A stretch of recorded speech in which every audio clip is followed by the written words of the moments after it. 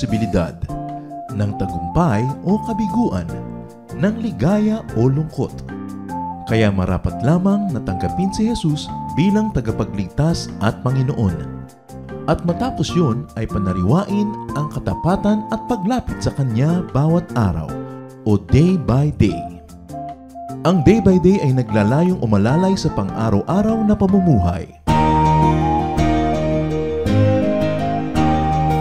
Narito po si Kuya Ed Lapis sa mensaheng pinamagatang Good Soil.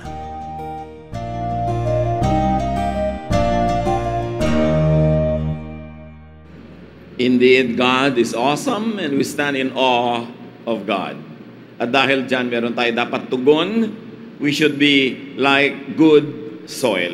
At yan ang pamagat ng ating pag-aaral, mabuti, mataba na lupa. Salamat Panginoon dahil kayo po ay laging nagmamahal sa amin. Ang dalangin namin Panginoon ay lalo kaming matutong magsukli sa inyo ng kabutihan, ng kagandahang loob. At yung mga ginagawa nyo sa amin Panginoon, magbunga ng maraming mga mabubuting gawa, mabuting pagkatao. At nawa Panginoon, dahil dito mapapurihan kayo. Because you are awesome and your works are awesome. So teach us Lord to respond positively, to give you back what is due you, to be what we should be and we should become. Kayo po ang siyang mangusap sa amin. Patuloy nyo kami, Panginoong, linisin.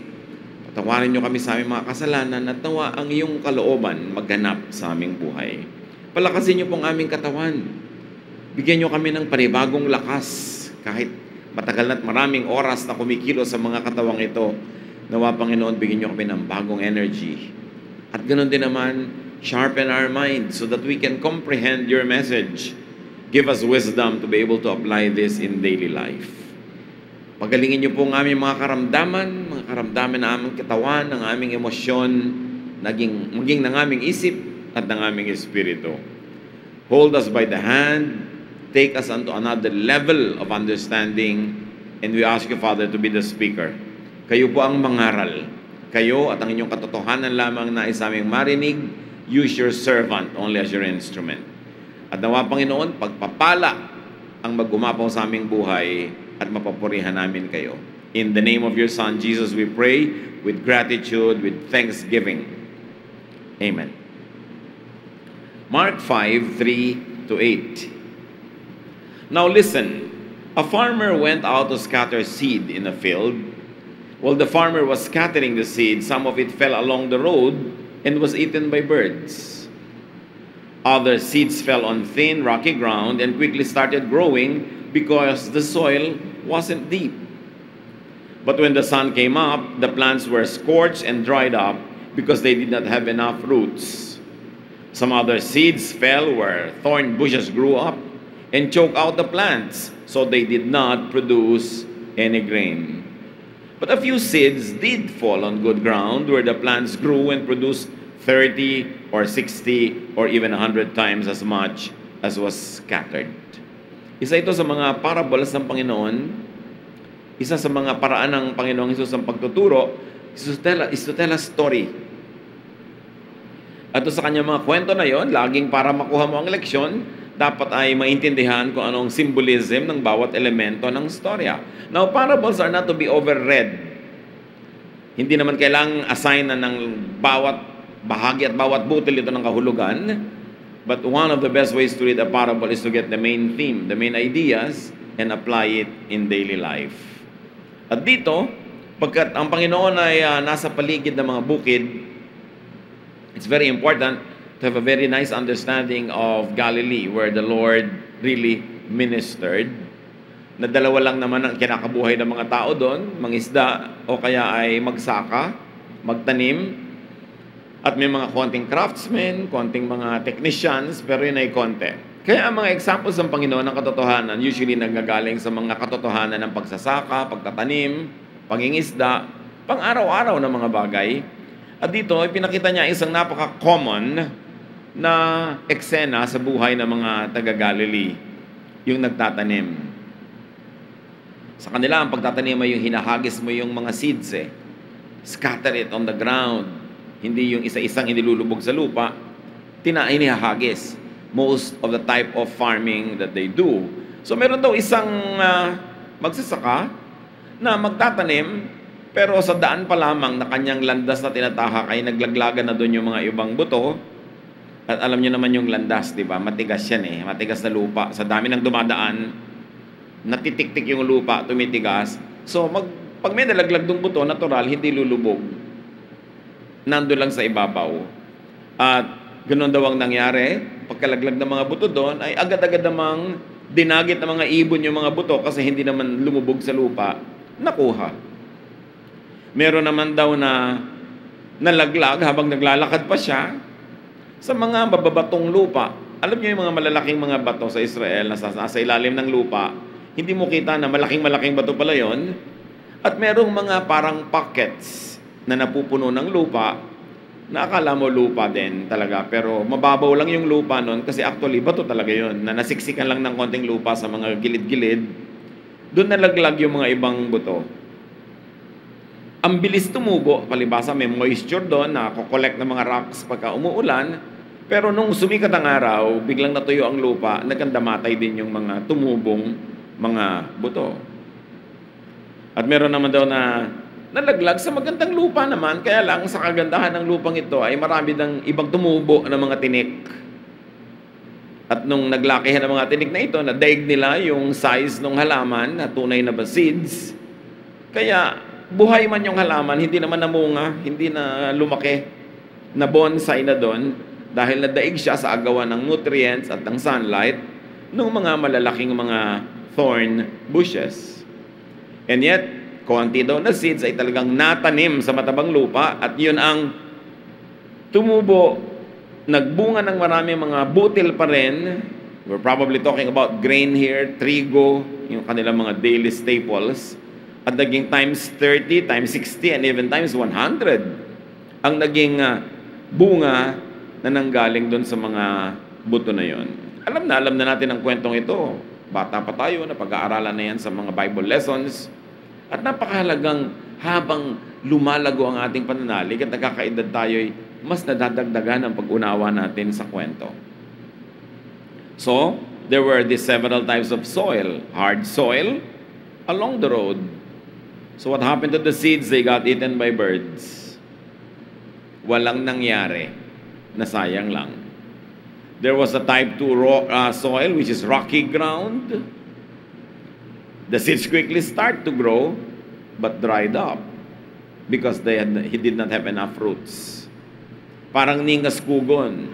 Biglang lumaki, bigla ring namatay. And there's this type 3, soil with thorn bushes. Maganda na nga sana, pero may kakumpetensya ka naman, the plants get choked out and they do not produce grain. And finally, the 4th type of soil was good ground, good soil.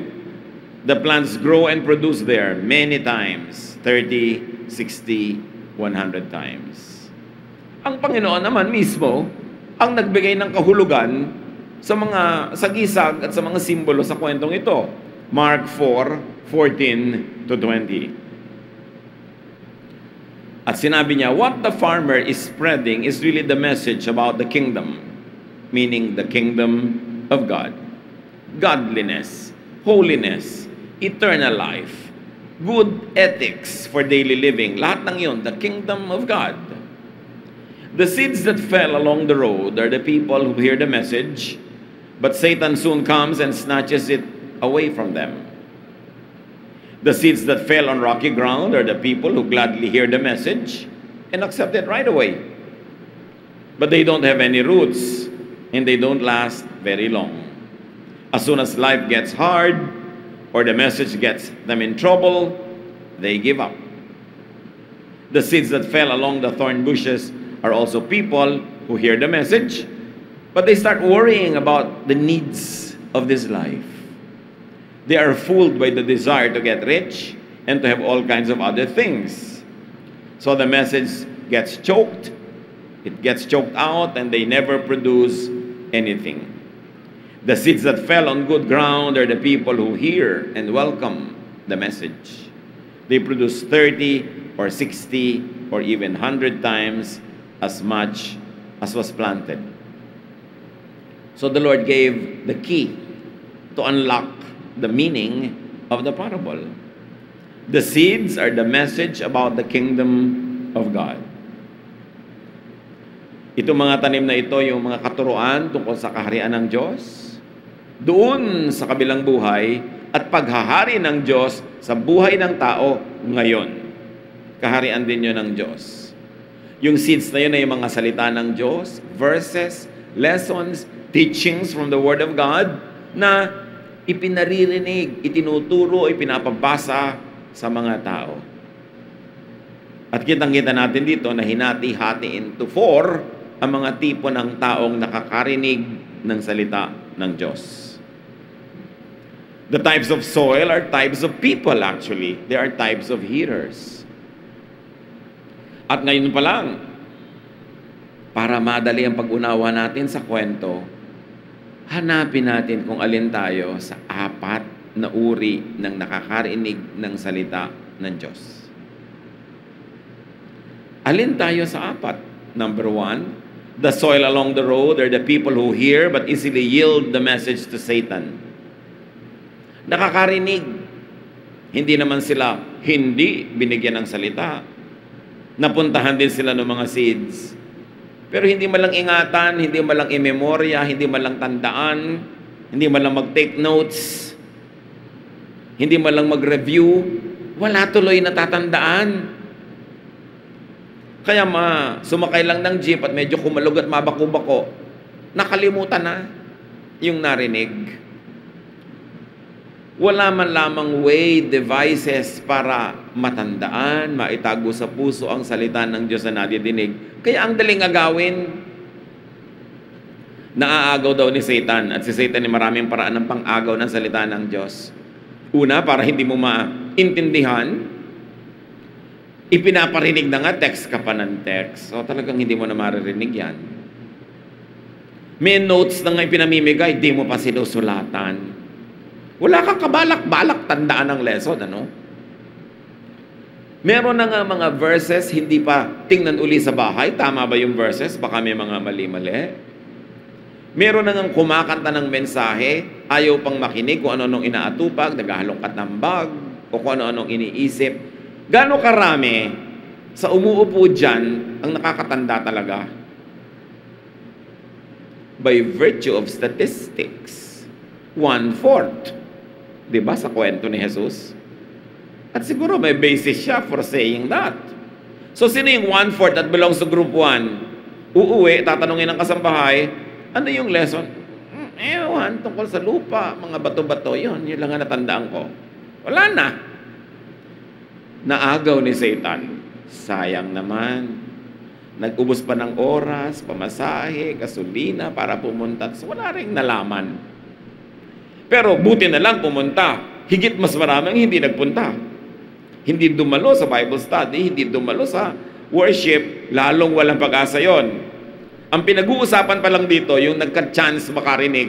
Dahil ito namang soil, nalaglagan eh. So type 1 yon.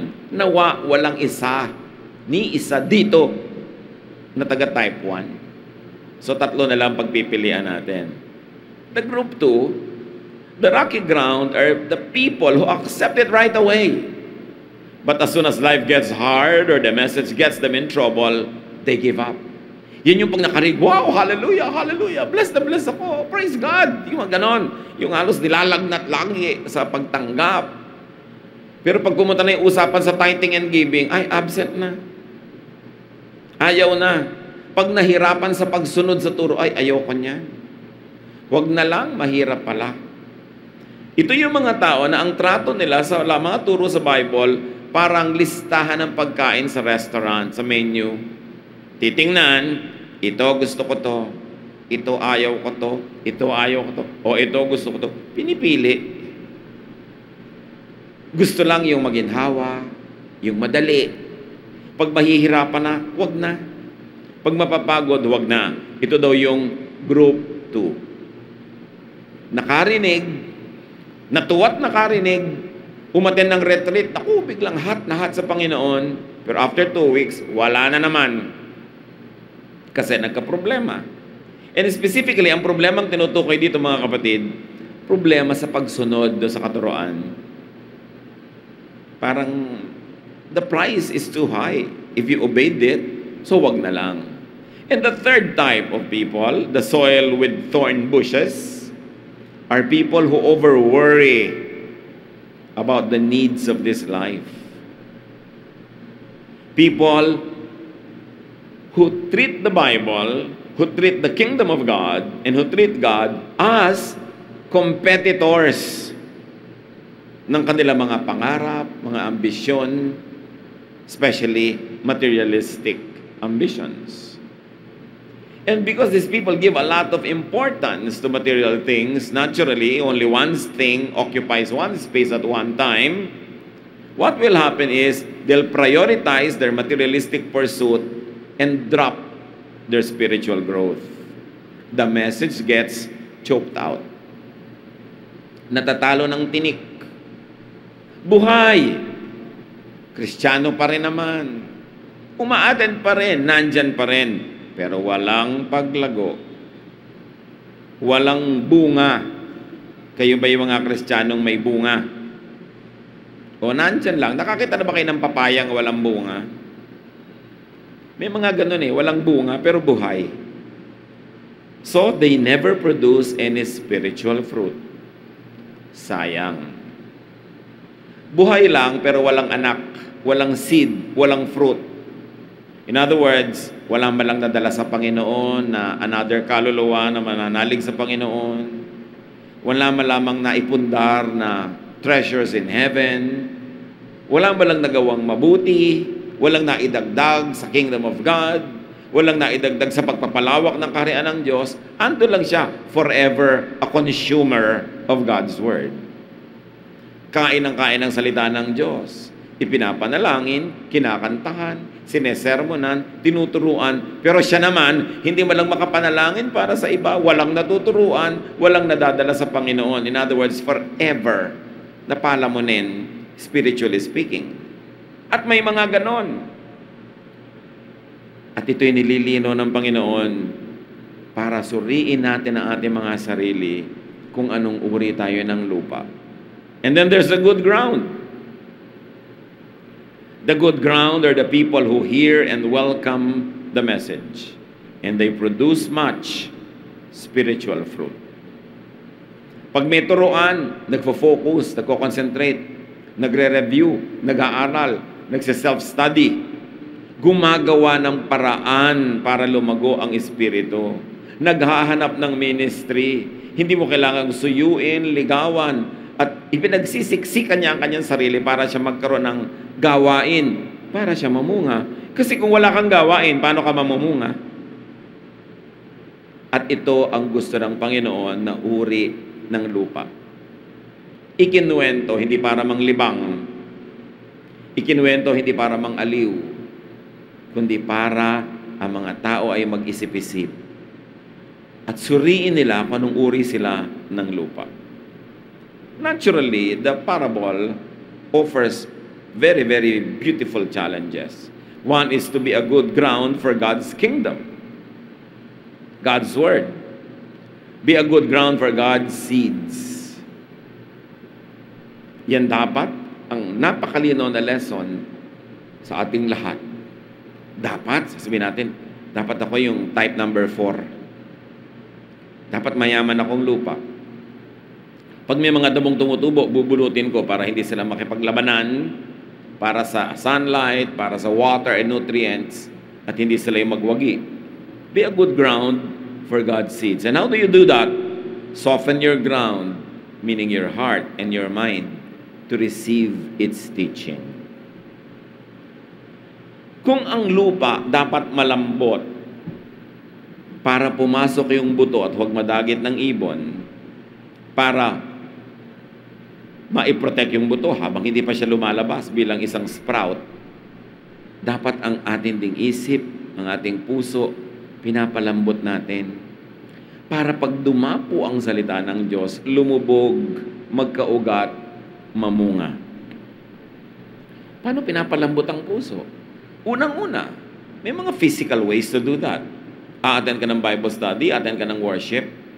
Gumawa ka ng paraan na magiging attentive ka. So kung oras na ng gutom, dapat magbaon ka naman kahit anong makain sa bag mo na kainin mo bago ka pumunta sa worship, sa Bible study. Hindi yung ang gusto mo na matapos agad kasi gutom na gutom ka eh. Yun ang nagiging priority ng isip mo. Hinahanda mo yung utak mo, I will attend to be blessed. Therefore, may mga physical requirements yan. Kung kaya na magpahinga bago pumunta para alert ang utak, mabuti. Kung hindi naman kaya, pipilitin mo na pagdating mo ay magfo-focus. Inihahanda mo ang iyong isip. Sinasabi mo, I will take down notes. Dahil sabi nga naman, iba na yung sinusulat, nababalik-balikan mo pa, napag-aara-aralan mo pa. Kaya nga sinisikap na magbigay ng ganyang mga handout para pwedeng balik-balikan. Tapos alam niyo ba kung bakit may mga handout, mga kapatid? Para gamitin niyo sa pagtuturo. Gaano kaya karami rito, ang ginagamit talaga yung notes para pangturo. Yung mag-gather ka ngayon ng ilang tao, magtuturo mo na yung lesson, hindi mo na kailangan umimbento na ibang notes, hindi mo na kailangan gumawa. O kung saan-saan yung iba, ikinakalat pa nga dyan sa sahig pagkatapos eh. At madadagdagan pa ang pupulutin mong kalat. Pero may dahilan kung bakit ganyan. At kitang-kita natin agad kung desidido nga ba talaga tayo maging good ground. And yet, kung may kasama kang kumare na pagkapupunta sa church, daldal ng daldal, kalabit ng kalabit, sisikapin mong lumayo sa kanya. Pagka-worship na, mo kumare, diyan ka sa kanluran, ako sa silangan. Para tayo mga anghel na bantay ng 4 na direksyon. Diba? Hindi magkakatabi kayo. Huwag kayong tatabi sa matabil. Madaldal, tanong ng tanong, kung ano-ano. Ipapakita yung mga picture sa kanyang cellphone habang nagwo-worship. Eh di, magiging anong type of soil kayo nun? Maaagaw yung dapat sanay natatanim. So, soften your ground. Isa pa, tanggalin niyo ang mga galit, mga muhi, mga sama ng loob, pagpupunta sa worship o sa Bible study. Para walang sagabal, walang mga damo, walang mga umaagaw ng inyong atensyon at pumipigil na kayo ay mabless. And don't give up believing in and obeying God's word when conflicts and difficulties come. Huwag tayo maging fair weather Christian lamang. Pag lang madali, pag lang walang problema. Pag dumadating mga problema, mga pagsubok, huwag kayong bibigay at susuko.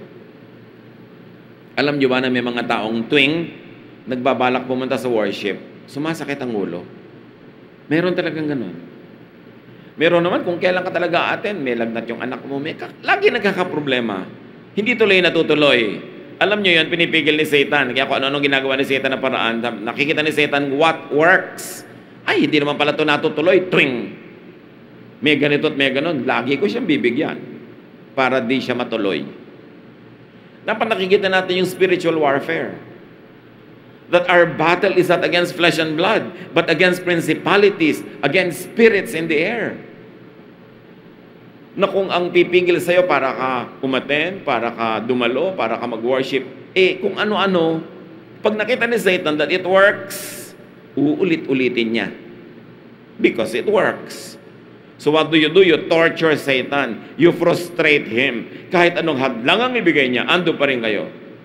Yung mga magsasabi, yung gusto ng kumanta sa choir, gustong tumugtog, 3 taon ang sinasabi, hindi pa matuloy-tuloy. Kasi yung magbabalak siyang tumuloy, may hadlang eh.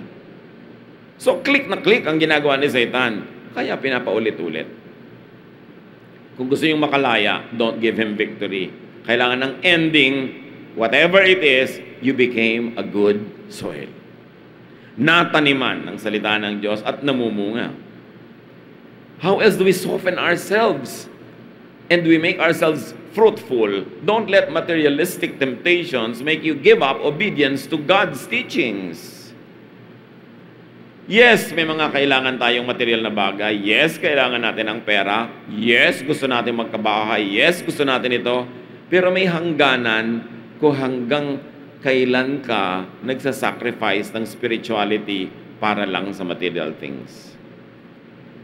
Dapat mag-compute ka na kapatid, hanggang saan ako willing. Gaano karaming beses akong willing umabsent sa worship dahil may opportunity kumita ng tipak. makahalata ka na tuwing worship, meron kang tipak, eh di, puro ganun na lang, dapat meron kang proportion. Yes, dahil may mga kailangan ako sa buhay, yes, may mga gagawin ako, pero only up to a point. Hindi ako papayag nang umubos ng buhay ko, umubos ng lakas ko at panahon, mga bagay na pang dito lang sa mundong ito, at di ko naman madadala doon sa buhay na walang hanggan. Para hindi tayo nadadaya kung ano ang tunay na mahalaga. What else do we do? Receive God's word with an open heart and nourish it with obedience and appreciation. When the word of God is being declared, open your heart. And how do you make the word of God bear fruits in your life? Through obedience. Not by just hearing. Sabi nga sa scripture, it's pointless that you hear the word of God and then go away and then go on with your life as if you never heard it. Hear the word of God to the point that changes happen in your life because you heard it. That's the way to nourish it. Ang salita ng Diyos na sinusunod, lalong naiintindihan. Pero pag hindi mo sinunod, dahil hindi mo masyadong naiintindihan, sa palagay mo, maiintindihan mo pa talaga ever in your life? Hindi na. Para yung recipe ng cake, recipe ng siopaw, manual ng isang technical gadget, pag sinunod mo at ginamit mo na, lalo mong na-appreciate kung bakit siya ganun ang design. Pag sinunod mo yung recipe, doon mo makita nga, well, it works. At ganun din ang salita ng Diyos. Lalo pag parang ayaw mong sundin mo lalo. Kasi pag ang sinunod mo, kapatid, yung kaayawan mo na sumunod, ilalayo ka ng ilalayo nun sa salita ng Diyos. Ang ending, ang layo-layo mo na. Deception yan eh. Maliliit na hakbang, papalayo sa Diyos. Parang hindi mo napapansin, maliit lang. Pero pag sunod-sunod yung maliit na yun, mamaya paglingon mo, ang layo-layo mo na pala. Sumunod.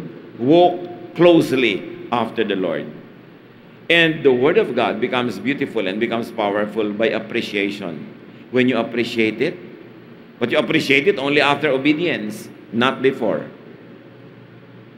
Hindi mo napapatunayan na masarap ang isang recipe hanggang hindi mo talaga niluto sa ganong paraan at natikman at nakain.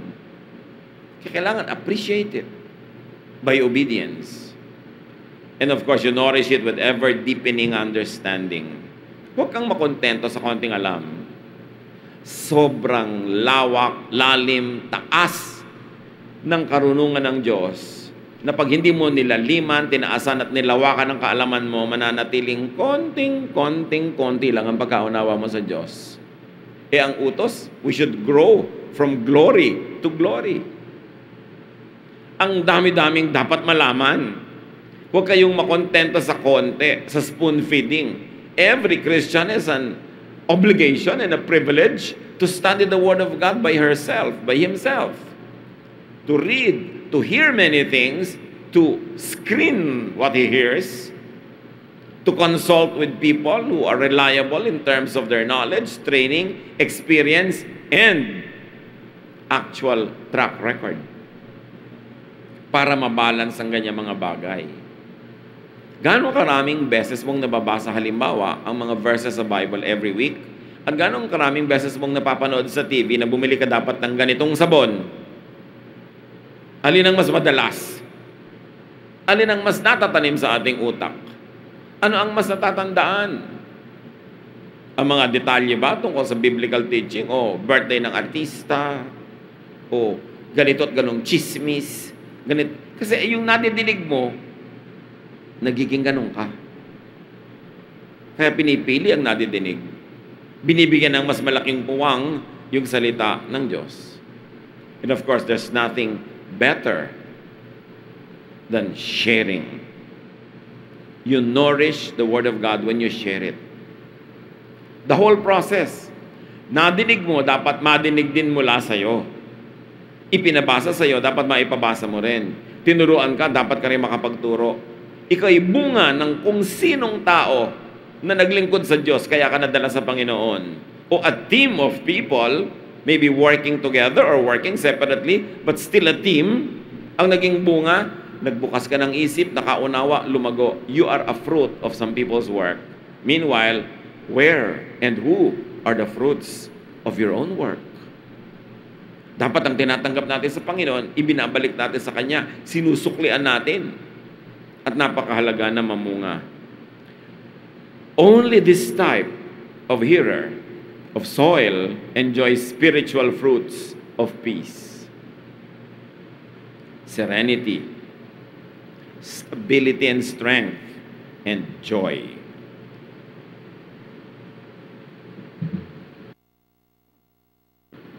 Ang bunga ng Espiritu, may outward. Tao na danila mo sa Panginoon, bunga yan. Talagang malinaw na bunga yan.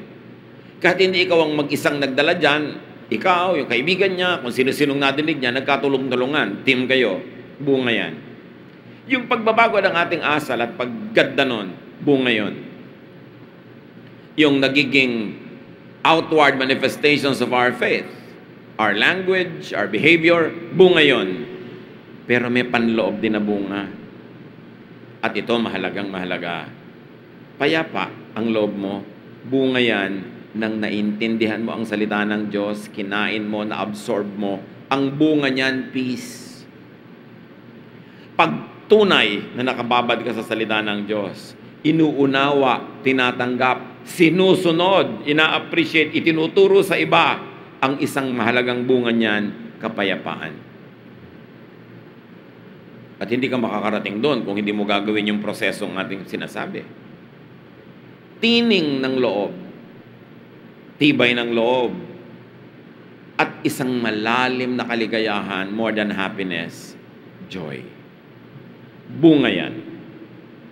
Yun ang nakakaranas yan, ang makakapagpatutungo nga, bunga yan. Bakit ganun? Nawalan ka na ng trabaho? Namatayan ka pa ng mahal sa buhay? May sakit ka pa? Bakit ka payapa? Bakit ka tahimik? At may joy ka pa? Bunga yan ng pagbubukas ng puso sa salita ng Diyos, pagtanggap, pagsunod dito, at pagtuturo nito sa iba, yan ay bunga. At according to statistics, 1/4 lang ng mga nakakarinig ang makakaranas ng bunga na yon. Kaya yung iba nagtataka, bakit ang tagal-tagal ko na pong Christian, wala pang nangyayari sa buhay ko? Baka type 2 ka. Bakit ganun po? Hindi pa ako payapa, ang gulo-gulo pa ng isip ko. Anong type ka kaya? Kasi kung type 4 ka, may bunga ka. In fact, yan ang tinatawag sa Galatians na fruit of the Spirit. Because the Word of God dwells richly in you, it cannot help but grow and bear fruits. Parang nung marami sa atin, maliliit pa lang tayo, tinatakot ka, pag nilulun mo yung buto ng santol, ano mangyayari? Tutubo, lalabas ang mga tanga sa ating mga tenga at ilong. Kung bakit naman napakasarap lulunin yung buto ng santol. Malaking temptation talaga. Pero nakakatuwa yung illustration na yun kung gagamitin mo sa Word of God. Pag lumulun ka ng Word of God, tutubo, maglalabasan sa tenga mo, sa salita mo, sa buhay mo, sa bibig mo yung mga bunga nun. Kaya halatang halata yung hindi talaga tinutubuan ang salita ng Diyos. Walang kabunga-bunga. Outward and inward. Konting takot, takot na takot. Konting alalahanin, ninenervyos. Marami nang ang blessing, reklamo pa ng reklamo, hindi mo rin mag-appreciate. Walang spiritual fruit. And it is easy to trace, why not? Kasi hindi talaga lumulubog, naguugat, tumutubo at namumunga ang salita ng Diyos. It's not enough to hear. You should hear to the point of understanding. And it is not enough to understand in the mind. You should understand to the point of obedience. And it's not only enough to obey mechanically, but to obey with joy, with conviction. Then and only then will you arrive at a level of spirituality where you can say, how wonderful are your laws, O God. How beautiful are your words. Hindi pag nakakita ng Word of God, ano ba yan? Ang hirap naman sundin yan. Ano ba yan? Puro reklamo. Pero pag dumating ka sa point na, tama po kayo, Lord. Tama talaga kayo. Ibig sabihin ng sinunod mo. Kaya ka nakarating sa punto ng nagkaroon ka ng kaliwanagan. Enlightenment. So, be a good soil. Not only to the Word of God, although that's the most important. But let's bring it closer to daily life, mga kapatid. In the same idea, in the same light, be a good soil to good ideas. May mga magagandang ideya. Paano magtatanggal ng uling sa puwet ng kawali? Aba, ang gandang ideya to, ha? Be a good soil to it. Absorb it, understand it, follow it, and say, tama nga ito. At di ba, pag nakadiscover ka ng ganyan mga lihim, ipopost nyo agad sa Facebook, share nyo agad, sasabihin mo agad kung kani-kanino, alam mo ba magtanggal ng mga uling sa puwet ng kawali? Kasi good idea eh. Inabsorb mo. Alam mo ba kung paano magpatanggal ng pagbahing all the time? How will you stop sneezing? Paano ba talaga magtanggal ng mga mantsa ng damit? Maraming mga good ideas in life. At yun, tulad ng pagtanggap natin sa salita ng Diyos, dapat din bukas ka, marunong kang sumuri. At kung talagang maganda, palaguin mo hanggang magbunga.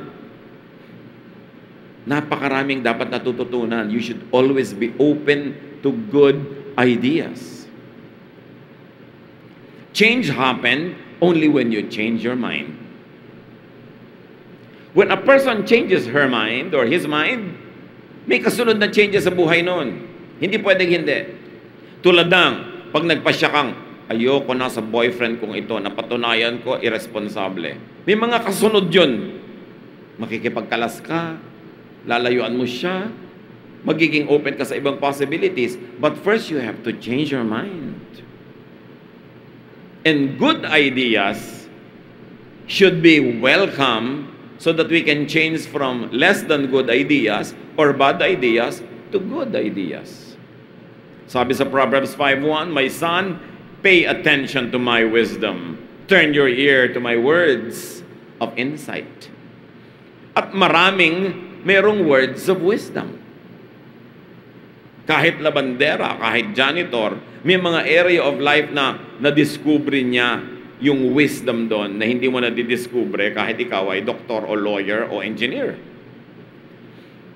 Kaya dapat willing kang magbukas ng iyong tainga sa mga tao. Lalo yung mga taong may track record of success and fruitfulness in their chosen fields. Nakikinig ka dapat. Hindi yung nagsasalita pa lang ang kapwa mo, nire-reject mo na. Tinatapos mo yung sentences nila, ikaw ang tumatapos para ikaw ang bida. Pag kami na nga nag-uusap, merong dinner, ikaw ang bangka ng bangka, ikaw ang salita ng salita. Nung nag-uwian, kung may natutunan sila sa iyo, panalo sila. Pero wala ka natutunan sa kanila, talo ka. Dapat bukas ang isip. Nakikinig. Be a good soil to good deeds. Pag may ginawa sa inyong mabuti ang kapwa, kailangan kayo maging good soil, mga kapatid. Ginawan mo ko ng mabuti, tutubo ito, magbubunga ng marami ring mabubuting gawa, at ikaw ang unang-una kong susuklian ng mga bunga ng mabubuting gawa. At tulad ng ginawa mo sa akin, na ginawan mo ko ng mabuti, kahit wala akong ginagawang mabuti sa iyo, gagawa ako ng mabuti sa iba para matanim din sa kanila ang kabutihan kong ginawa. At kung magpapaka-good soil sila, magbubunga rin yun, gagawa sila ng mabuti sa akin, susuklian nila ako, at gagawa sila ng mabuti sa iba. Whenever you do something good, you actually accomplish many things. Number one is, you did not do something bad because you can do only one thing at one time. Kaya pag may ginawa kayong tama, praise God and congratulate yourself. Dahil sa paggawa nyo ng tama, hindi kayo nagka-chance gumawa ng mali. So gagawa ka ng tama, importanteng ginagawa natin yan. Isang bunga yon, hindi ka nakagawa ng mali. Naging busy ka kasi gumagawa ka ng tama. Kaya yung present ka sa school, sa classroom, ang ganda ng ginawa mo kasi kung hindi ka present doon, absent ka. Obvious ba yun? Hindi ka lang sa hindi present, naging absent ka pa. At hindi ka lang naging absent, malamang naglakwatsa ka pa. Kanina lang, may natanggap ako sa Facebook, Tito, Meron po akong nabuntis. Ayaw niya pong pakasal sa akin, ipapa-abort na lang daw niya ang bata. Sabi ko, bakit babuntisan kayo ng buntisan? Hindi pala kayo nagmamahalan. Kasi hindi kayo gumagawa ng tama sa oras na ito, ang nagagawa niyo tuloy mali. You should be busy doing good things so you lose energy and time and space to do bad things. King ang tao pag may ginawang tama, accomplishment na yun eh. Kahit pag sabi mong, anong napala mo sa paggawa ng tama? Wala namang bunga. Hindi pwedeng walang bunga yan. Hindi pa lang natin nakikita. Pero may immediate bunga na yan. Hindi ako gumawa ng mali. At ayaw pa bang bunga yun na instant? Remember mga kapatid, ang daming gumagawa sa atin ng mabuti. Nakakatanggap tayo ng kabutihan. Good soil ba tayo? O tayo yung ginawa ng mabuti, baliwala lang, parang yung type number 1 na soil. O ikaw naman yung ginawa ng mabuti, tuwang-tuwa ka, pero mamaya, wala na, nakalimutan mo na, namatay na yung gratitude mo. O ginawa ka ng mabuti, pero bukas may nagawang hindi kagandahan, may kompetisyon na yon, parang yung mga tinik, ang nanalo na yung tinik, ang natandaan mo na lang yung hindi niya magandang ginawa, nilimot mo na yung maganda. Kahit sa anong larangan ng buhay, ma-apply mo yung kwento ni Jesus eh. Kaya napakaganda. Lagi mong iisipin, am I a good soil for good deeds? And also, a challenge is to be a good soil for good people. Binibigyan tayo ni Lord ng mabubuting taong dumadating sa buhay natin. Paano natin sila patutubuin sa ating buhay? By emulating their good deeds. By imitating their goodness. By letting their virtues affect and infect us. Pag may mahusay na tao, huwag kayong papayag na hindi kayo mahawahan. Ang husay pala niya eh. Ba, ang husay niya magluto. Dapat mahawahan ka ng husay na yun. Magpapaturo ka. You will take the position of a student. You will be humble. And you will learn. Hindi ang yabang-yabang mo, hindi ka na maturuan, you will never learn. Pagka merong taong ang husay naman niya sa ganung larangan, kitang-kita mo, be a student of that person. Learn at the feet of that person. Kailangan merong mga ganun tayo. Kasi ang kabutihan ng Diyos, iminumudmud niya sa maraming tao, kaya bawat isang tao, may mapapala ka dyan. Kahit hindi siya relihiyoso, bine-bless din siya ng Diyos. Because, sabi nga sa Bible, God sends His Son, both the sunshine, no? Both on the good and the bad. God lets the rain fall down on both good and bad people. So, hindi lang mapakita mo sa church, yung good, marami ding good, wala sa church. Learn. Be open. Be a good soil. In any area. Pag umattend kayo ng isang seminar, bisa pinapadala pa kayo ng kumpanya, pinagbabayad pa kayo ng plane ticket, oras mo, bayad na oras. Are you a good soil? Do you really learn? At yung kumpanya mo ba, may napala for sending you. O matapos mong matuto ng matuto, nilayasan mo na yung kumpanya, sa iba mo na ginamit yung natutunan, that is ingratitude. Dapat yung nagtatanim sa iyo, papaanihin mo yan. Dapat sobra-sobra pa. Dapat panalo sila for having done good to you because you will outdo them. That is the child of God. Dapat ang mga tao, sobrang pinapalad pag nag-cross sa mga landas natin. Hindi yung sinawimpalad sila dahil nakilala ka. Dapat napakasarap at nakilala ka dahil nagiging blessing ka sa kanilang buhay. Saan saang larangan ng buhay natin ma-apply ang katuruan na ito ng Panginoon? Ama namin,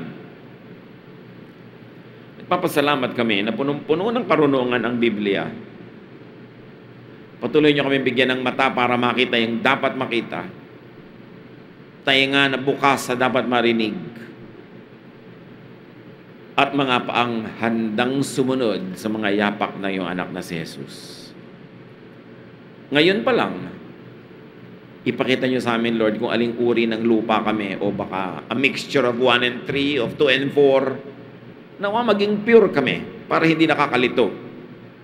Maging malinaw sa amin kung sino kami at kung anong gusto namin mangyari sa aming buhay para madakila namin kayo, mapasalamatan, and people will see our good works and give glory to you. Turuan niyo po kami Saan-saan panglarangan ng buhay kami dapat maging good soil. Kung kami ba yung mga anak, pinag-aaral lang magulang, ginagastahan, pinagmamalasakitan, are we good soils? Nagbubunga ba kami ng diploma? Nagbubunga ba kami ng good grades? Nagbubunga ba kami ng learning? At kung kami mga asa-asawa ng aming mga kabiyak, anong bunga ang binibigay namin sa kanila? Nawa, Panginoon, bunga ng katapatan, pagmamahal, bunga ng kabaitan. Anong uri kami ng mga magulang? Anong uri kami ng mga kapitbahay at kaibigan? Anong uri kami ng mga church members? Nawa, Panginoon, makita nyo sa lahat ng ito, dahil si Kristo ay nasa aming puso, we are more than conquerors, and that we become excellent soils, so that whatever you plant in us will bear fruit and will give glory to you. Pagbulay-bulayan natin, mga kapatid, ang mga application nito sa ating personal na buhay.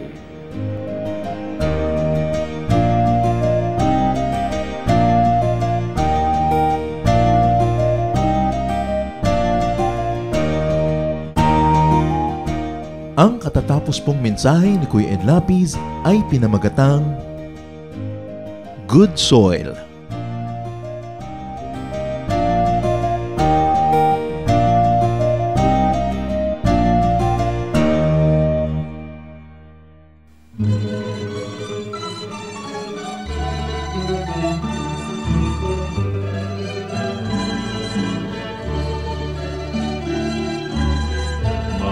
Gawa niyo sa aming buhay, tuwing ay naaalala,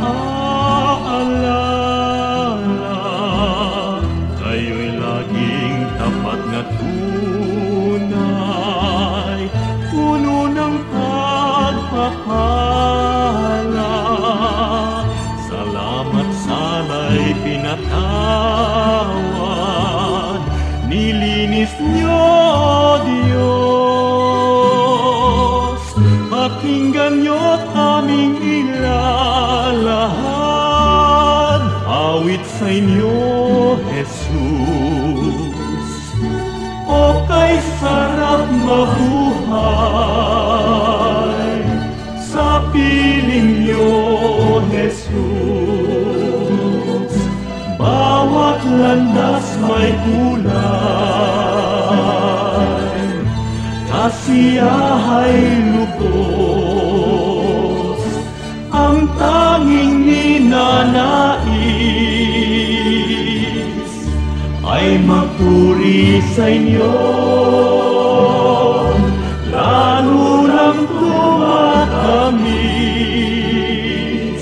sa piling niyo, Jesus.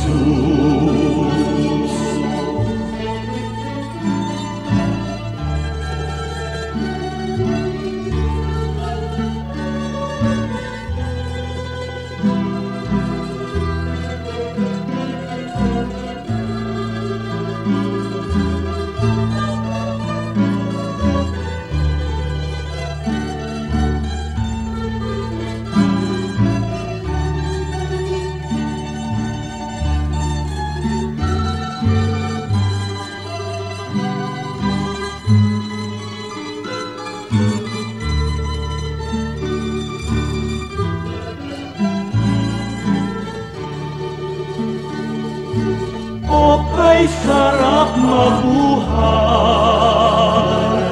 sa piling niyo, Jesus. Bawat landas may kulay, kasiyahay lubos, ang tanging ninanais ay magpuri sa inyo, lalo lang tumatamis sa piling niyo, Jesus. Bawat hakbang ay mayroong awit, bawat pintig ng puso, mga himig na makalangit sa sa damdamin bugso.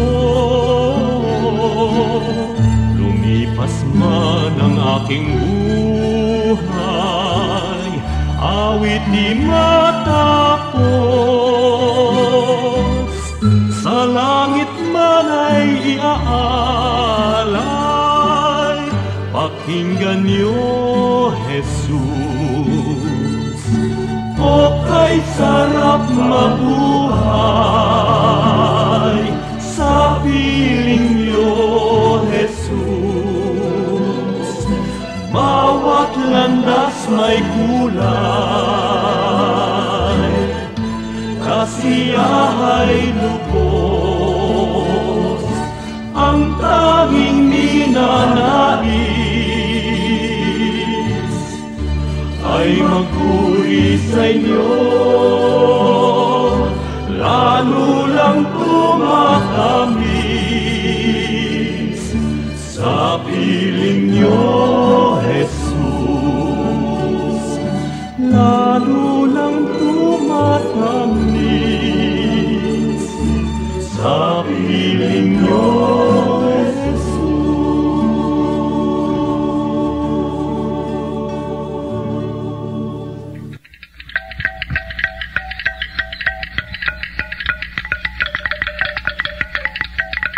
Maraming kayamanan ng ating bayan na dapat maipagmalaki at isa na rito ang ating musika. Napakarami ng mga instrumentong pangtugtog ng ating lahi. Isa na rito ang kulintang tamlang ng mga Maguindanao sa Cotabato.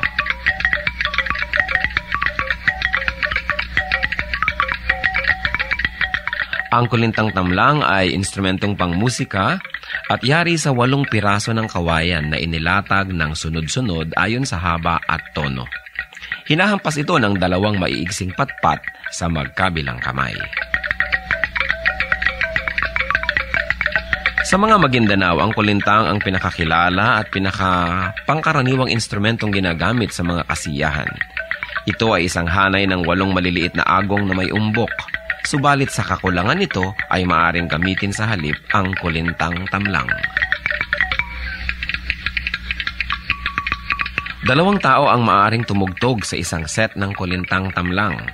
Ang una ay tumutugtog ng melodya, habang ang ikalawa naman ay tumutugtog ng ritmong paulit-ulit or steady drone rhythm, na pinakamaliit na instrumento naman ang siyang hinahampas.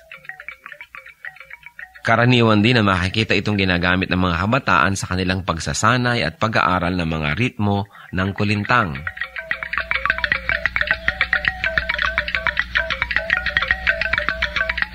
Yan ang kulintang tamlang ng mga Maguindanao sa Cotabato. Kayamanan hindi lang ng Maguindanao, kundi ng buong bayan.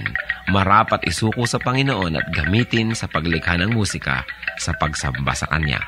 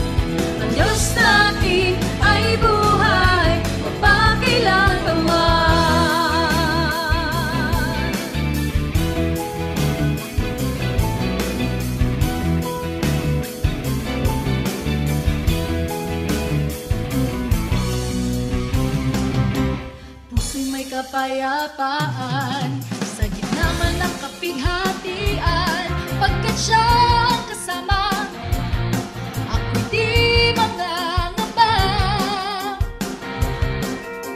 Purihin ka, O Diyos, kataas-taasan, purihin ka, Jesus, magpakailanman. Siya ang Alpha at Omega, makapangyarihan. Diyos na ibuhay, ang Diyos natin buhay, ang Diyos natin ay buhay, magpakailanman. Ang Diyos natin buhay, ang Diyos natin buhay, ang Diyos natin ay buhay, magpakailanman. Ang Diyos natin ay buhay, ang Diyos natin ay buhay, ang Diyos natin ay buhay, magpakailanman. Ang Diyos natin ay buhay, siya ay buhay. Ang Diyos natin ay buhay, ang Diyos natin ay buhay, magpakailanman. Ang Diyos natin buhay, siya ay buhay. Ang Diyos natin buhay, ang Diyos natin ay buhay, magpakailanman. Ang Diyos natin buhay, ang Diyos natin buhay, ang Diyos natin ay buhay, magpakailanman. Ang Diyos natin ay buhay, magpakailanman. Ang Diyos natin ay buhay, magpakailanman.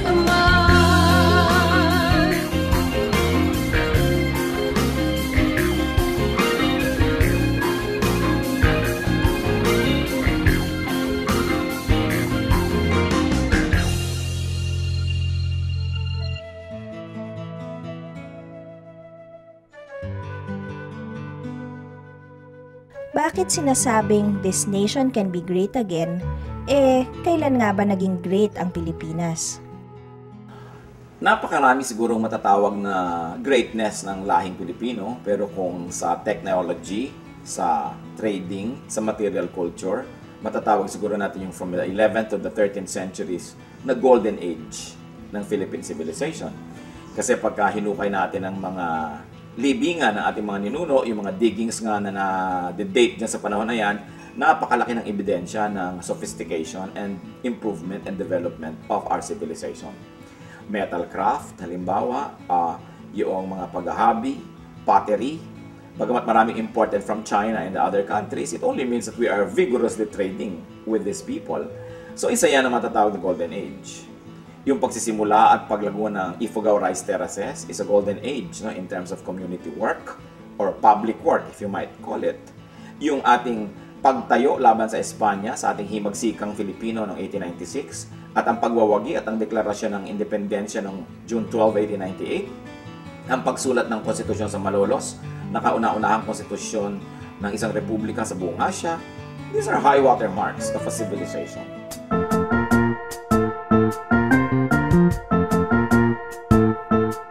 Oras na po para pansamantalang magpaalam ang programang Day by Day. Tayo po'y magsama-sama tuwing ika-6 hanggang ika-7 ng umaga, araw-araw. Magandang umaga po at mabuhay ang Panginoong Hesus!